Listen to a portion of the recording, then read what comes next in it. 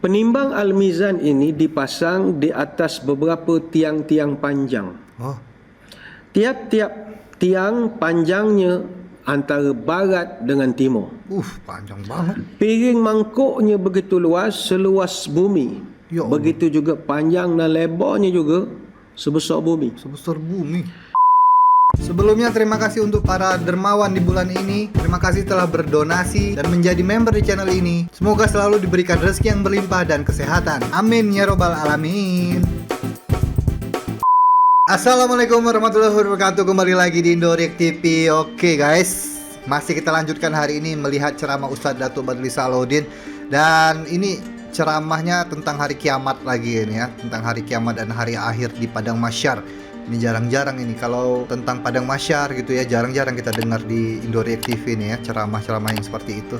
Nah, kali ini kita tambahkan lagi supaya kita mendapatkan ilmu, mendapatkan manfaat dari ceramah beliau ini guys. Ini dia. Jangan lupa di subscribe Ustadz Badrully Salahuddin Official ya, channelnya ini. Wah, sudah tambah 2000, kemarin 250.000, sekarang 252, tambah banyak, mantap. Jadi tajuknya ini huru hara hari kiamat, takut dan sengsaranya suasana timbangan dosa pahala di padang mahsyar nanti. Ini tentang timbangan ya, timbangan dosa dan pahala di padang mahsyar ya. Ya pasti takut lah semua orang yang di padang mahsyar waktu ditimbang dosanya lebih banyak dosa apa lebih berat pahala gitu kan, pasti takut banget ya guys ya. Tapi ya itu sudah nggak bisa diubah-ubah lagi, sudah nggak bisa bertobat lagi di hari itu ya. Di hari timbangan itu ya mau nggak mau harus terima ganjarannya ya. Ini agak panjang juga ini ceramahnya 26 menit, jadi jangan di skip videonya supaya nggak salah paham ya guys ya. Langsung aja kita tengok ya, yuk. Indo React.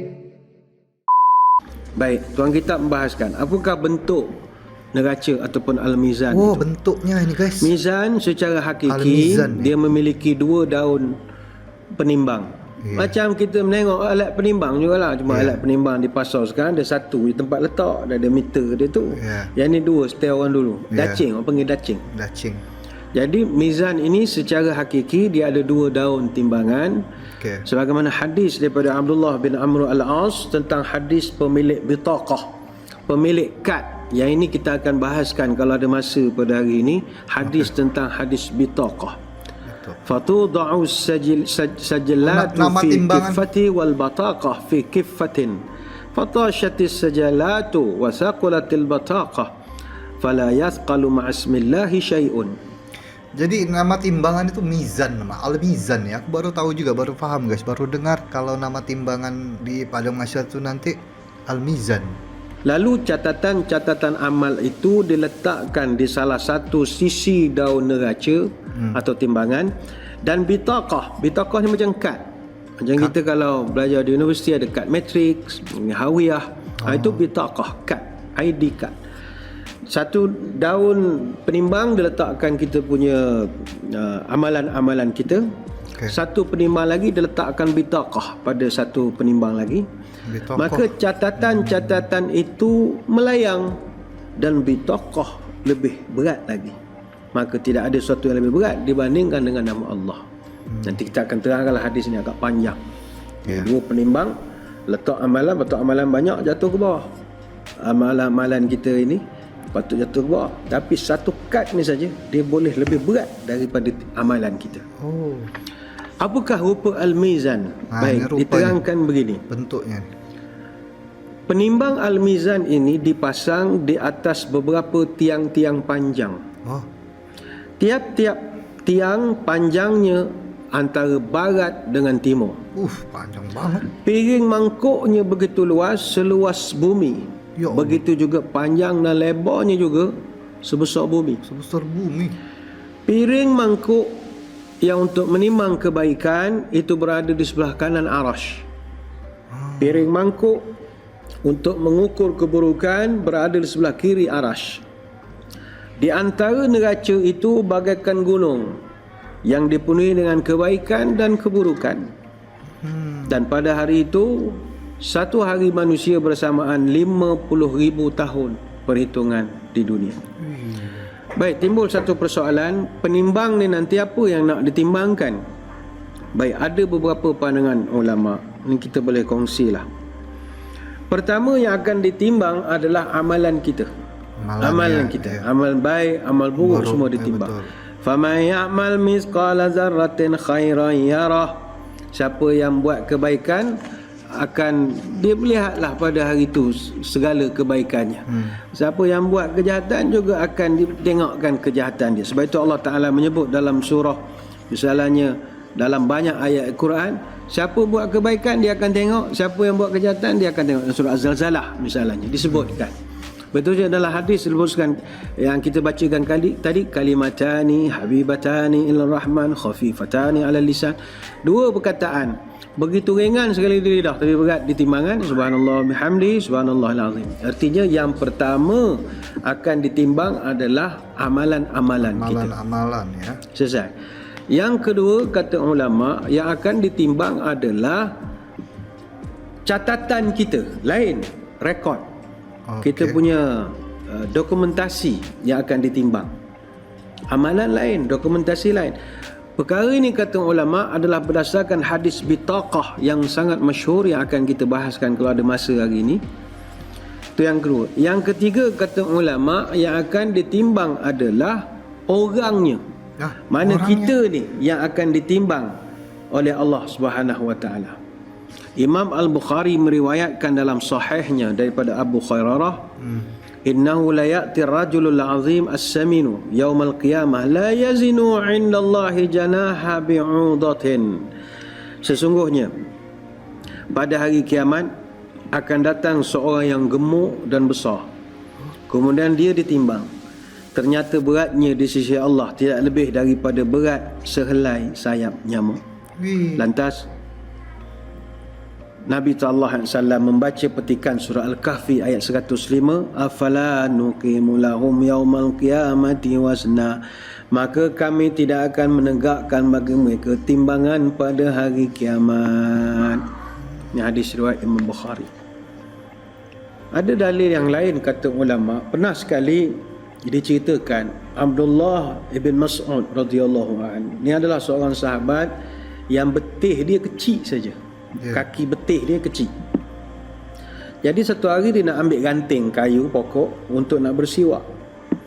Sedang dia memanjat tu, tiba-tiba angin bertiup agak kuat, terangkatlah jubah dia sikit. Bila kain dia terangkat, orang ternampak kaki dia dan betih dia yang kecil itu. Lantas para sahabat yang ternampak betih Abdullah bin Mas'ud ketawa. Mereka kata, "Poh, kecil je betih. Ana halus sangat betih." Umpama kita sekarang, betih dia besar botol mineral je, seolah begitulah. Halus sangat. Kecil sangat betih. Dan kebetulan Nabi bertengok, buaya ketawa apa hal? Maka kata sahabat, tengok betih bin Mas'ud, kecil sangat ya Rasulullah. Tengok badan besar sangat, rupa kecil betih. Maka apa Nabi jawab, wallazi nafsi biyadihi lahuma athqalu fil mizani min Uhudin. Demi Allah kata Nabi, dua betih nu mu nampak kecil, tapi di akhirat nanti dia lebih berat ketika dia timbang di al-mizan, lebih berat daripada gunung Uhud, kata Nabi sallallahu alaihi wasallam. Hadis riwayat Imam Ahmad dalam musnadnya. Sebab itu saudara sekalian, ini tiga perkara kita nak kena timbang. Kita akan ditimbang. Bukan sekadar amalan, bukan sekadar kitab kiri kanan, dengan kita sekali akan ditimbang. Badan kita juga disebutkan oleh ulama. Cuma yang kita agak khawatir bila cerita tentang al-mizan ini adalah apabila amalan kita ini tidak seimbang. Tak seimbang dalam arti kata kita punya jahat dengan baik sama banyak. Maknanya semayang juga, ngintai orang mandi ya juga. Amal ni contoh begitu. Semayang masjid dah, mencuri selipar muka kita juga. Mana balance? Curi selipar. Siang warak sangat, malam pergi berdating, contoh. Duduk kat Teluk Cempedak, contoh. Dia baik ada, jahat pun ada. Nak kata wasatiyah tak sesuai pula istilahnya. Dia 50-50 lah. Balance susah. Apa sebab? Baik. Ada satu golongan dalam Quran Allah Ta'ala sebut, dia panggil golongan Al-A'raf. Ada satu surah dalam Quran nama surah Al-A'raf. Memang ada 206 ayat. Surah ini dinamakan Al-A'raf kerana perkataan Al-A'raf yang terdapat pada ayat ke-46 telah menceritakan tentang keadaan satu golongan manusia akan berada di satu tempat dipanggil Al-A'raf di hari kiamat nanti, iaitu tempat tertinggi di antara batas surga dengan batas neraka. Wa bainahuma hijabun wa 'alal a'rafi rijalun ya'rifuna kullam bisimahum. Dan di antara kedua surga dan neraka ada tembok hijab, dipanggil Al-A'raf, yang menjadi peninding. Dan di atas tembok itu ada sebilangan manusia yang mengenali setiap seorang daripada ahli neraka dan ahli surga itu dengan kulam bisimahum, dengan melihat tanda-tanda pada wajah mereka. Ini surah Al-Kahfi, surah Al-A'raf. Wa nadaw ashabal jannati an salamun alaikum lam yadkhuluha wa hum yatma'un. Dan mereka pun memanggil ahli surga dan memberi salam, salamun alaikum, sedang mereka sendiri belum lagi masuk surga, padahal wahum yatma'un, sangat nak masuk surga, tapi tak dapat lagi. Surah Al-A'raf ayat 46. Dalam tafsir Munir fil Aqidah wa Syariah wal Manhaj karya Dr. Wahbah Al-Zuhaili, Ibnu Jarir At-Tabari meriwayatkan daripada Huzaifah bahawasanya dia telah ditanya siapakah penduduk A'raf itu. Ya, penduduk A'raf itu. Maka Huzaifah menjawab, hum qaumus tawat hasanatuhum wasayyiatuhum faqassarat bihim sayyiatuhum 'anil jannah wa khallafat bihim hasanatuhum 'anil nar. Kata Huzaifah, mereka adalah golongan yang mana amal kebaikan mereka sama timbangannya dengan amal kejahatan mereka. Jadi yang sama timbangannya kayak gitu nggak dapat apa-apa dong, nggak ke neraka, nggak ke surga gitu kan? Stay aja di A'raf tadi ya, di dinding itu tadi ya, di atas dinding tadi. Wah, jadi sia-sia dia ya. Mereka tidak dimasukkan ke dalam neraka kerana amalan kebaikan mereka ada, dan mereka tidak pula dimasukkan ke syurga kerana amalan kejahatan mereka pun ada. Ini people whose good and bad deeds are equal. Equal. Their Sama evil rata. deeds prevented them from qualifying to enter the paradise, and their good deeds qualified them to avoid from the fire. Therefore, they are stopped on the wall until Allah judges them. Ini disebut dalam tafsir-tafsir Inggeris. Maknanya balance lah. Nak campur neraka ada pahala. Nak campur surga dosa. Terus apa yang didapat di dinding itu Kata ya? Ibn Kathir rahimahullah, Al-A'raf adalah tembok yang menghalang ahli neraka daripada masuk ke surga. Dia satu barrier. Barrier between paradise and the hellfire prevents the people of the fire from reaching the paradise. Dia penghalang. Baik, siapa golongan atau ashabul a'raf ini? Kita doalah kita tak jadi kelompok ini. Iya. Dia ada macam-macam pandangan ulama. Iya, berarti kan nggak ada apa-apa di sana, di dinding itu tuh kosong aja gitu kan, nggak ada apa-apa, nggak dapat makanan lah, nggak kena api neraka juga gitu kan. Jadi ngapain di dinding itu ya? Pertama adalah hum al-mustashhiduna fi sabilillah allazi kharaju asata li abaihim. Nombor satu yang akan duduk tengah ini, tidak ke sana, tidak ke sini, adalah kaum yang mati berperang fi sabilillah, tetapi mereka melakukan penderhakaan kepada ibu bapa mereka. Mereka berjihad, bagus. Berjihad sana, tapi sini, durhaka berperang, sama orang tua. Pertahankan agama. Tapi mak ayah tak percaya, tak boleh. Sebab menjaga mak bapak juga adalah jihad yang sangat besar. Iya, betul. Jadi maksiat kepada orang tua atau penderhakaan kita kepada orang tua menjadikan kita terhalang ke syurga, dan jihad yang dia buat pula menghalang dia daripada masuk neraka. Jadi dia duduk tengah-tengah. Iya. Kalau dia tak ada jihad, neraka selalu. Neraka. Ya. Iya, betul. Tapi sebab ada jihad itu yang menghalang, duduk tengah. Kemudian yang kedua disebutkan oleh para ulama, innahum qaumun istawat hasanatuhum wa sayyiatuhum. Kaum yang mana kebaikan dan keburukan mereka ataupun pahala dan dosa mereka balance, seimbang. Yeah.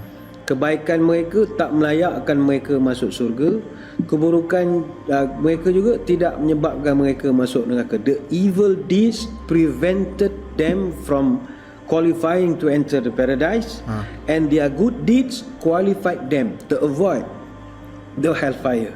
Jadi dia duduk tengah-tengah. Ini adalah pendapat yang dikemukakan oleh Ibn Mas'ud, Ibn Abbas, Abu Hurairah, Huzaifah Al-Sya'bi dan juga Qatadah. Ini yang paling masyhur sekali. Ada juga yang ketiga, kata ulama, golongan yang akan duduk di tengah, innahum auladuz zina. Mereka adalah anak-anak zina, anak-anak tak sah taraf. Mereka duduk di tengah-tengah. Dan ini adalah sebagaimana diriwayatkan daripada Abu Nasir Al-Qusyari daripada Ibnu Abbas. Ini ada disebutkan dalam kitab At-Tazkirah kita ini. Kemudian ada golongan yang keempat adalah innahum qaumun baru abahum duna ummahatihim bil akas. Kaum yang mana ayah dia redha pada dia tapi mak dia tak redha pada dia, tak balance. Atau au bil akas, mak dia sayang ke dia, ayah dia tak suka ke dia. Sebab itu kita kena cari redha ibu bapa dua-dua, tak boleh pilih. Bila salah satu saja dia jadi tak balance. Ini adalah diriwayatkan oleh Abdul Wahab bin Mujahid daripada Ibrahim radhiyallahu anhu. Yang kelima, siapakah golongan Al-A'raf ini? Innahum qaumun amilullah lakinnahum ra'u fi amalihim.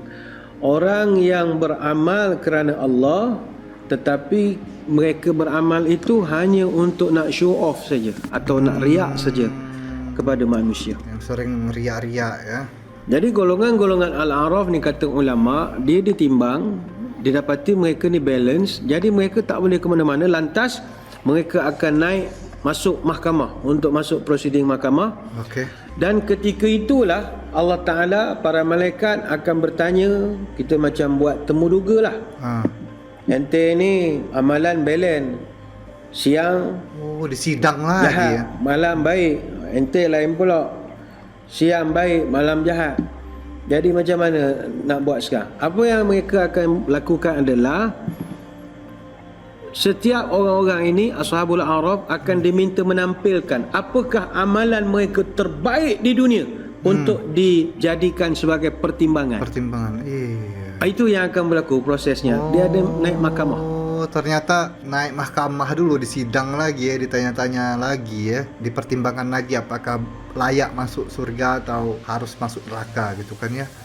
Gitu guys, ternyata baru tahu aku ini guys. Ini pelajaran juga untuk kita guys. Jadi sebab itu Nabi SAW dia ajar kita apa amalan-amalan yang kalau ente buat, ini boleh memberatkan timbangan lebih cepat prosesnya. Itu tujuan Nabi mengajarkan.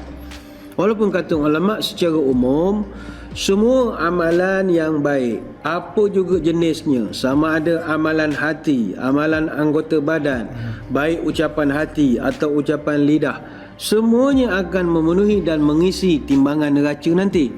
Terlebih lagi kalau Allah Subhanahu Wa Taala dengan rahmat dan keredaannya nak bagi double pula lagi kepada kita. Itu yes, prinsip itu kita percaya. Sebab Allah Ta'ala sendiri berjanji dalam Quran, innallaha la yazlimu mithqala dzarrah wa in taku hasanatun yudha'ifuha wa yu'ti min ladunka ajran 'azima. Sesungguhnya Allah tidak menganiaya seorang walaupun sebesar zarah, dan jika ada kebaikan sebesar zarah, Allah boleh lipat gandakan nilainya dan memberikan pahala yang besar. Surah An-Nisa ayat 40. Dan ada satu hadis qudsi, Nabi SAW meriwayatkan daripada Allah, innallaha katabal hasanati wasayyiati thumma bayyana dzalika faman hamma bihasanatin falam ya'malha katabaha Allahu lahu indahu hasanatan kamilah. Sesungguhnya Allah telah menetapkan kebaikan dan Allah menetapkan keburukan dan telah memberi penjelasan tentang dua-dua perkara. Betul. Barang siapa meniatkan satu kebaikan tetapi dia tidak melakukannya, Allah Ta'ala akan catat satu kebaikan penuh baginya dari sisinya. Contoh tuan-tuan, lepas pada habis kuliah duha ni nanti, niat misalnya nak pergi sedekah, tapi last minute tak boleh nak keluar sebab tak dibenarkan kita berada di zon merah misalnya. Contoh nak minta kebenaran PDRM, tak dapat kebenaran. Niat tu dah ada, nak hantar bantuan macam-macam. Jadi sebab tak dapat nak buat, tapi kerana dah niat, dia catatkan satu kebaikan penuh hasanah kamilah, full mark Allah Ta'ala bagi. Fa in huwa hamma biha fa'amilaha katabaha Allahu 'indahu 10 hasanatin ila 700 di'fin ila adhaf katsirah. Jika dia niat dan dia buat pula amalan tersebut, Allah catat baginya 10 kali pahala kebaikan sampai 700 kali ganda. Ya Allah. Ila adhafin katsirah. Dan Allah Ta'ala boleh bagi triple ke berapa dia punya sukalah. Sebab orang ini dia niat dan dia buat. Niat dan dibuat. Niat saja sudah dapat markah penuh. Apalagi kalau dibuat. buat lagi extra pahala. Wa man hamma bi sayyi'atin falam ya'malha katabaha Allahu lahu 'indahu hasanatan kamilah. Fa in huwa hamma biha fa'amilha katabaha Allahu lahu sayyi'atan wahidah. Tapi barang siapa niat nak buat jahat dan dia cancel, tak jadi melakukannya, Allah catat pula satu kebaikan penuh bagi dia. Contoh habis program ni kan, dia niat nak pergi jumpa girlfriend misalnya, nak pegang-pegang tangan, nak berpeluk-peluk. Tiba tak jadi dia buat. Tak jadi. Tengok rancangan ni agaknya insaf pula dah kawan, pagi ni tak menjadi. Jadi Allah Ta'ala bagi pula satu pahala pada dia. Sebab dia niat nak buat tapi tak jadi buat. Itulah guys ya, dari niat aja sudah dicatat guys ya. Apalagi kita sampai berbuat gitu. Banyak-banyaklah kita berbuat kebaikan ya guys ya. Niatnya pun sudah dicatat guys. Itu untuk memberatkan timbangan kita nanti guys di akhirat. Kemudian Allah Ta'ala sebut, kata Nabi, kalau dia niat buat jahat, kemudian dia buat pula fa'amilaha, dia lakukan pula kejahatan itu, katabahallahu lahu sayyi'atan wahidah. Allah catatkan satu saja keburukan, tidak lebih daripada itu. Enggak dua ya. Buat kebaikan pahala 10 sampai 700. Ya. Buat kejahatan markah satu saja. Allah Ta'ala sayang pada kita. Hadis riwayat Bukhari dan Muslim daripada Ibnu Abbas. Tapi jangan juga guys, walaupun cuma satu aja dicatat, jangan juga sering buat jahat-jahat ya. Banyak-banyaklah berbuat kebaikan, karena itu berlipat-lipat ganda. Kita nggak tahu berapa Allah kasih kan. Allah bagi itu kan suka-suka Allah. Kalau Allah suka bagi berapa ratus kali lipat, pasti dapat gitu kan. Banyak-banyaklah kita berbuat baik guys. Baik saudara, apakah amalan-amalan yang boleh memberatkan timbangan kita? Baik, pertama sekali, dan tuan kitab pun ada sebut, amalan yang boleh memberatkan timbangan adalah ucapan 2 kalimah syahadah yang benar dan ikhlas daripada hati kita. Ucapan la ilaha illallah. Dalilnya adalah hadis bitaqah. Disebutkan Allah Ta'ala akan menyelamatkan seorang lelaki daripada manusia ini di hadapan seluruh makhluk-makhluk lain pada hari kiamat. Fayanshuru alaihi 99 sijilan, kullu sijil mithlu maddal basar. Maka lelaki ini bila Allah Ta'ala panggil, malaikat hamparkan di depannya 99 gulung dosa. Gulung kapek tu dia ada 99 baris gulung. Satu gulung itu bila dihamparkan maddal basar, sejauh pandangan mata, banyaknya lah dosa dia. Sayup mata mana, baru satu gulung. Buka gulung kedua, sampai hujung. Saujana mata memandang, sejauh mata memandang. Kemudian summa yaqul atunkiru min hadha syai'an azlamaka katabati hafizun. Kemudian Allah Ta'ala tanya, Mamat, ni contohlah Mamat, Mamat, ada awak nak nafikan segala yang ditunjukkan pada hari ni, catatan-catatan dosa awak ni sepanjang-panjang ini? Ada sebarang bantahan, objection? Ada bantahan atau tidak? Adakah aku punya penulis-penulis, malaikat-malaikat yang ada buat salah ke, dia khianat kepada kamu, nak sabotaj ke? Ada bantahan? Maka lelaki ni jawab, tak ada. Betul dah ni wahai Tuhan. Allah tanya lagi, afalaka udrun, kamu ni tak pernah buat baik langsung ke? Lelaki ni luar benda menjawab, tak ada. Saya memang tak pernah buat baik wahai Allah. Maka Allah Ta'ala berfirman, bala inna laka indana hasanatan fa innahu la zulma alaika al-yawm. Allah Ta'ala kata, setelah dibuat pemeriksaan, engkau sebenarnya ada satu kebaikan yang kau lakukan pada sisi kami, dan hari ini tidak ada kezaliman bagi kamu. Maka Allah Ta'ala perintahkan malaikat keluarkan satu bitaqah ataupun kad yang tertulis perkataan asyhadu an la ilaha illallah wa asyhadu anna Muhammadan abduhu wa rasuluh. Keluar satu kad. Kemudian Allah Ta'ala berfirman, ahdir waznak. Wahai Muhammad, mu tengok mu punya penimbang sekarang, pandang sekarang. Maka orang tu pun tanya, wahai Tuhan, apalah artinya kad sekeping ini nak dibandingkan dengan dosa saya 99 gulung? Boleh buat apa? Allah Ta'ala berfirman, la zulma alaika yawm. Hari ini tidak ada kezaliman bagi kamu. Fatuda'u sijilatu fi kiffatin wal bitaqa fi kiffatin. Maka Allah perintahkan malaikat, letakkanlah gulung-gulung kapek yang 99 tu pada satu timbangan sebelah, dan ambil kad yang tertulis kalimah syahadah pada timbangan yang satu lagi. Fatashatis sijilatu wa thaqalat bitaqah. Terangkat gulung-gulungan ini yang jahat-jahat 99 gulung ni terangkat, dan kad itu lebih berat. Hadis ini diriwayat oleh ramai ulama hadis, Tirmizi, Ahmad, Ibn Majah, Ibn Hibban, Al-Hakim, At-Tabrani dan juga Al-Baihaqi.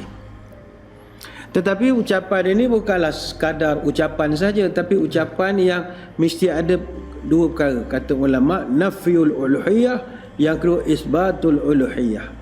Nafyul uluhiyah ini lah meniadakan semua sembahan selain daripada Allah. Kita hanya sembah Allah saja, tak akan sembah makhluk. Tak kira makhluk tu apa pun namanya, COVID-19 ke, COVID-91 ke, COVID-78 ke, kita tidak takut pada dia. Dia mesti mutlak Allah Ta'ala. Janganlah buat berani tak tentu arah pula, tak topeng apa 1000 bayar ke kan. Dia ni maknanya jangan terlampau takut, mesti nombor satu Allah. Yang kedua isbatul uluhiyah, meletakkan hak disembah hanya kepada Allah saja, tak boleh sembah selain pada itu. Dia ada, kata ulama, satu hadis yang senada dengan hadis bitaqah. Kata Abu Sa'id Al-Khudri, Nabi pernah bercerita, qala Musa ya Rabbi allimni syai'an azkurka wa ad'uka bihi. Musa berdoa kepada Tuhan, wahai Tuhan, ajarkan aku satu bacaan untuk aku sentiasa boleh ingat kepada Engkau, aku boleh berdoa kepada Engkau wahai Tuhan. Qul ya Musa la ilaha illallah.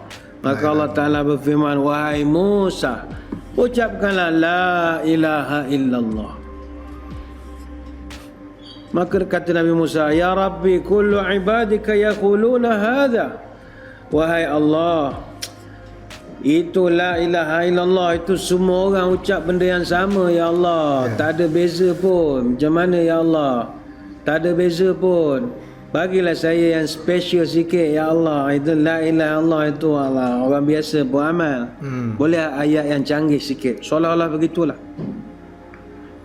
Apa jawab Allah? Ya Musa, lau anna samawati sab'i wa amirahunna ghairi wal ardina sab'a fi kiffatin wa la ilaha illallah fi kiffatin malat bihinna la ilaha illallah. Wahai Musa, seandainya 7 petala langit dan 7 petala bumi diletakkan dalam satu timbangan, dan kalimat la ilaha illallah dalam satu timbangan yang lain, nescaya kalimat la ilaha illallah lebih berat timbangannya. Hadis riwayat Ibn Hibban.